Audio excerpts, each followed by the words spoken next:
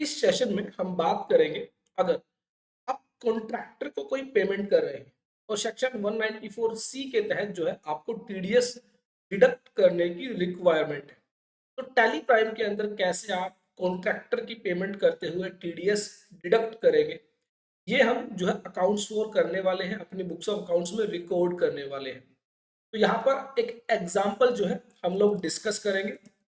इस एग्जाम्पल में basically Garg trading company जो कि एक प्रोप्राइटरशिप फर्म है और प्रीवियस फाइनेंशियल ईयर में टर्नओवर 1 करोड़ रुपीस को एक्सीड कर चुकी है, तो इसके लिए करंट फाइनेंशियल ईयर में टीडीएस डिडक्ट करने की लायबिलिटी है।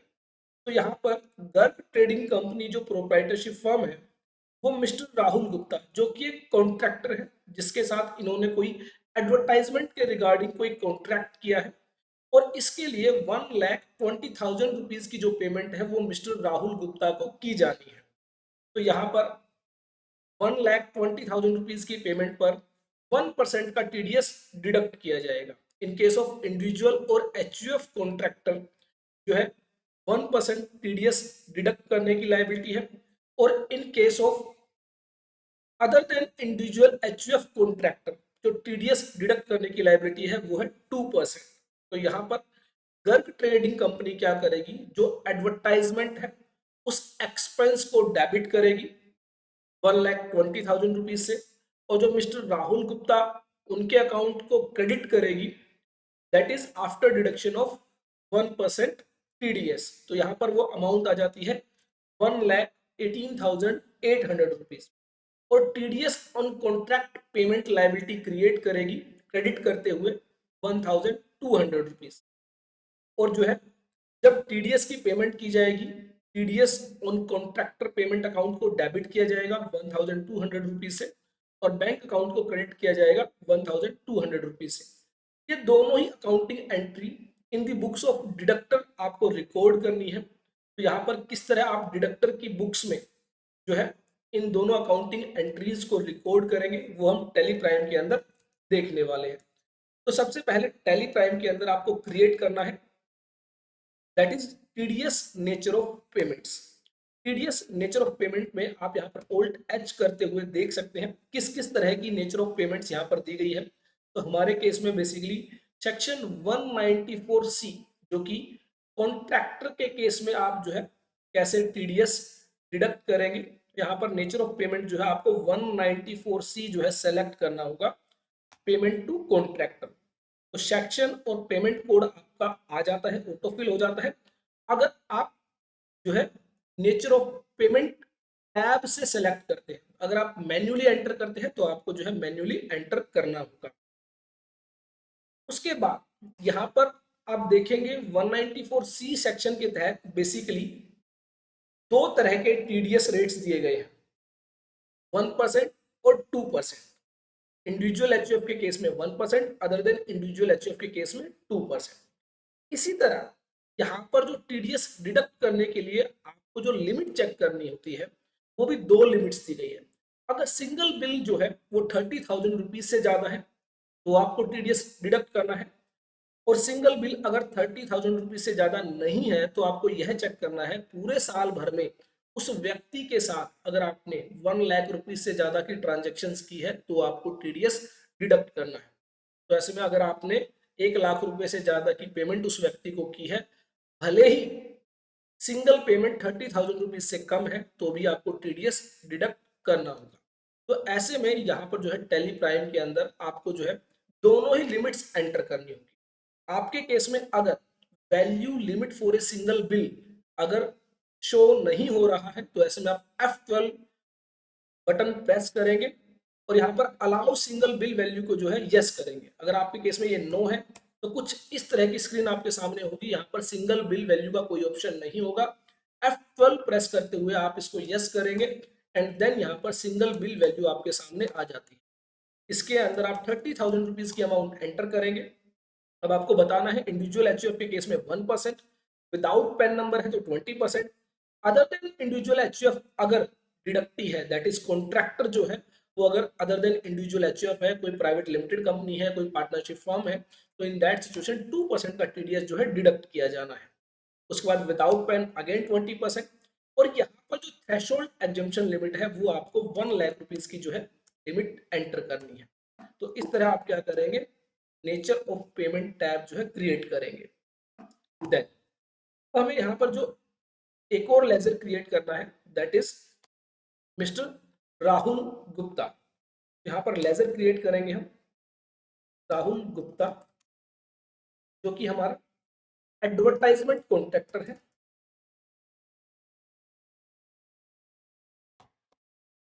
सन्ड्री क्रेडिटर जो है आपका कैटेगरी रहता है। बिल वाइज डिटेल को आप यस करेंगे, ये ध्यान रखना है। अगर आपके केस में मेंटेन बिल वाइज डिटेल नहीं आ रही है तो F12 करते हुए आप जो है यहाँ पर मेंटेन बिल वाइज ऑप्शन को जो है यस करेंगे। और नॉन ट्रेडिंग अकाउंट ऑल्सो, इसको भी आप यस करेंगे। और यहाँ पर जो है मेंटेन बिल वाइज डिटेल को आपको जो है यस करना है, तभी आपका जो है टीडीएस ऑन कॉन्ट्रैक्टर आप रिकॉर्ड कर पाएंगे। उसके बाद नेक्स्ट, अगर कोई क्रेडिट पीरियड आप अलाउ करते हैं तो वो आप यहाँ पर एंटर कर सकते हैं। स्टैट्यूटरी डिटेल्स के अंदर आपको इज टीडीएस डिडक्टेबल, इस ऑप्शन को आप यस करेंगे कि क्या टीडीएस डिडक्ट किया जाना है। उसके बाद डिडक्टिव टाइप क्या है, तो इंडिविजुअल और एचयूएफ रेजिडेंट आप यहाँ पर सेलेक्ट करेंगे। और टीडीएस क्या सेम वाउचर के अंदर ही आप जो है डिडक्ट करेंगे, तो आप यस करेंगे। उसके बाद एड्रेस डिटेल्स आप यहाँ पर जो है मेंशन कर सकते हैं।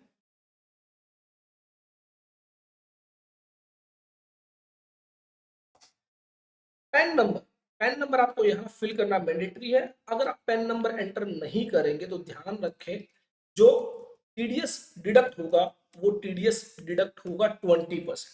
तो आपको यहाँ पर पैन नंबर जो है वो एंटर करना है। अगर सामने वाला व्यक्ति जो कॉन्ट्रैक्टर है, अगर वो जीएसटी लॉ में रजिस्टर है, तो ऐसे में आपको बताना है क्या वो regular as a regular tax payer registered है या फिर कंपोजिशन स्कीम में रजिस्टर्ड है। अगर वो अनरजिस्टर्ड है तो आप अनरजिस्टर्ड सेलेक्ट करेंगे। तो हमारे केस में अनरजिस्टर्ड मान लेते हैं। जीएसटी नंबर अगर आपके केस में रजिस्टर्ड है तो जीएसटी नंबर आप एंटर करेंगे। इस तरह बेसिकली आपको क्या करना है, एडवर्टाइजमेंट कॉन्ट्रैक्टर का जो लेजर है वो आपको क्रिएट करना है। उसके बाद नेक्स्ट एक और लेजर आपको क्रिएट करना है, दैट इज एक्सपेंस अकाउंट। तो हमारे यहाँ पर जो है एडवर्टाइजमेंट एक्सपेंसेस जो है आप लेजर क्रिएट करेंगे। इनडायरेक्ट एक्सपेंसेस है।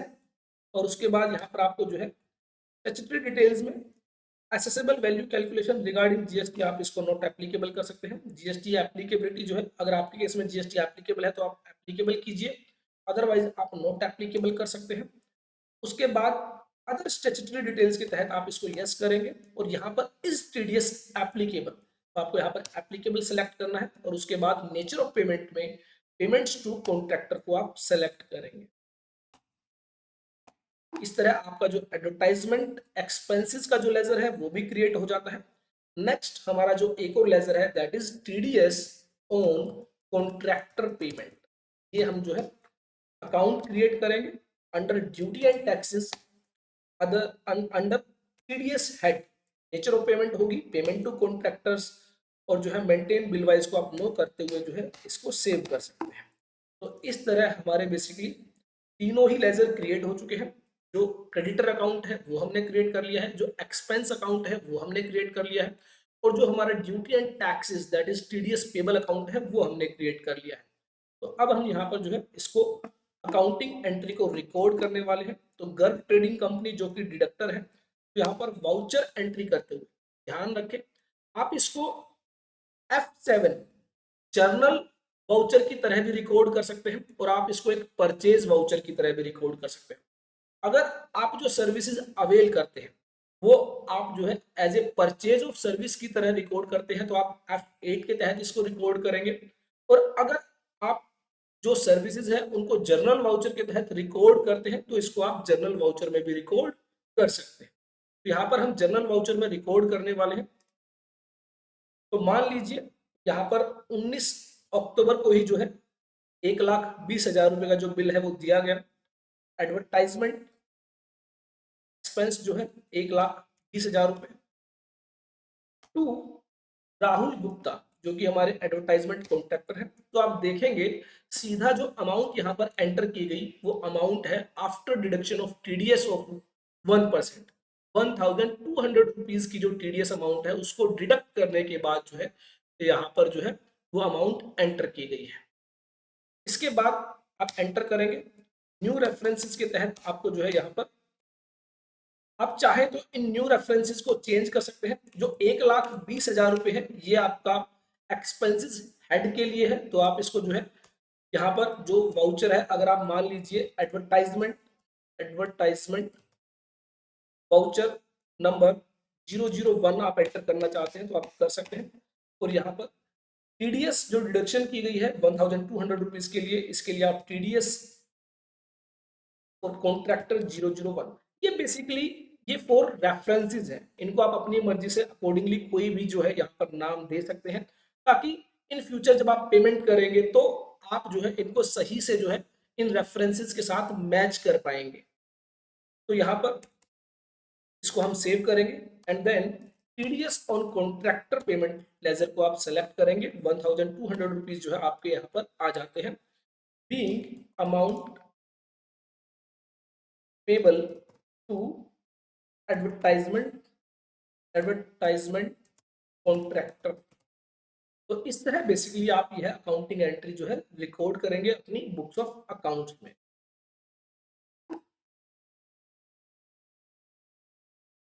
अब हो सकता है बहुत सारे लोग जो है जो एक्सपेंसेस से रिलेटेड जो अकाउंटिंग एंट्रीज है उनको जर्नल वाउचर की तरह रिकॉर्ड ना करते हो, वो उसको as a purchase of service की तरह रिकॉर्ड करते हो। तो ऐसे में आप F8 परचेज वाउचर जो है रिकॉर्ड करेंगे एज अकाउंटिंग इनवॉइस।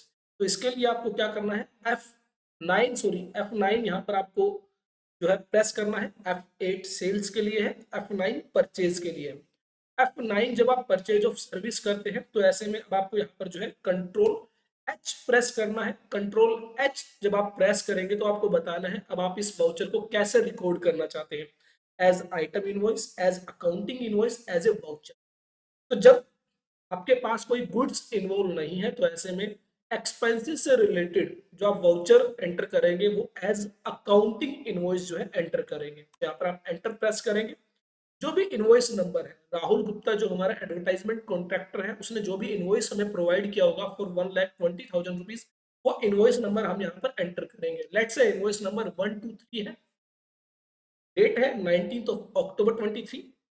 पार्टी का जो नेम है वो राहुल गुप्ता एडवर्टाइजमेंट कॉन्ट्रैक्टर है। यहाँ पर जो है अगर कोई डिटेल्स आपको फिल करनी है रिगार्डिंग रिसिप्ट तो आप एंटर कर सकते हैं, अदरवाइज आप इनको कंट्रोल ए करते हुए भी सेव कर सकते हैं।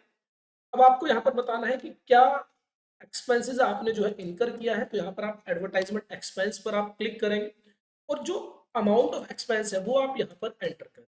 अभी तक आपने देखा टीडीएस की कोई बात नहीं हुई है। और अब आपको यहाँ पर टीडीएस ऑन कॉन्ट्रैक्टर पेमेंट जब आप सेलेक्ट करेंगे तो आप देखेंगे ऑटोमेटिकली जो है 1% ऑफ द एडवर्टाइजमेंट एक्सपेंस यहाँ पर जो है एंटर कर दिया गया है। एक बात का आपको ध्यान रखना है कि अगर यहाँ पर कोई जीएसटी अमाउंट होती, 1,20,000 रुपए पर कोई जीएसटी अमाउंट चार्ज की गई होती, तो ध्यान रखें जो टीडीएस डिडक्ट किया जाता है वो एक्सक्लूडिंग जीएसटी वैल्यू डिडक्ट किया जाता है। तो ऐसे में जीएसटी वैल्यू को हटाकर जो वैल्यू ऑफ एक्सपेंसेस है उस वैल्यू पर टीडीएस डिडक्ट होगा। तो आप यहाँ पर क्या करेंगे, एंटर प्रेस करेंगे। एंटर प्रेस करने के बाद जो है आप जब इसको सेव करेंगे तो यहाँ पर आपसे फिर से पूछा जाएगा कि ये जो 1,20,000 रुपए है इसके लिए रेफरेंस नंबर आपको क्या रखना है। तो बाय डिफॉल्ट टैली जो है ऑटोमेटिकली रेफरेंस नंबर जनरेट करते हैं। अगर आप इनको चेंज करना चाहते हैं तो आप चेंज कर सकते हैं। तो फॉर एग्जांपल यहाँ पर अगर हम चेंज करना चाहें एडवर्टाइजमेंट एक्सपेंस /001 तो आप इसको कर सकते हैं। उसके बाद जो है नेक्स्ट न्यू रेफरेंस जो है आपका टीडीएस डिडक्शन के लिए है, तो आप यहाँ पर टीडीएस /कॉन्ट्रैक्टर /001 ये आप एंटर कर सकते हैं। /001 हम ऑलरेडी अपने प्रीवियस वाउचर में रिकॉर्ड कर चुके हैं, तो यहाँ पर 002। तो इस तरह बेसिकली जो है आप अगर as a accounting invoice record करना चाहते हैं तो आप अकाउंटिंग इनवॉइस की तरह भी जो है एक्सपेंसेस को रिकॉर्ड कर सकते हैं। इसको जो है हम यहाँ पर सेव करेंगे। तो इस तरह बेसिकली आप जर्नल वाउचर या फिर जो है आप अकाउंटिंग वाउचर के तहत जो है इनको रिकॉर्ड कर सकते हैं। अब यहाँ पर कंट्रोल जी करते हुए जो है आप रिपोर्ट चेक कर सकते हैं। यहाँ पर टीडीएस रिपोर्ट्स दी गई है। टीडीएस रिपोर्ट्स के अंडर फॉर्म 26Q जो अदर देन सैलरी जो भी एक्सपेंसेस पर टीडीएस डिडक्ट किया जाता है वो फॉर्म 26Q के जरिए जो है उनकी टीडीएस रिटर्न्स फाइल की जाती है। तो आप यहाँ पर जो है पीरियड सेलेक्ट करते हुए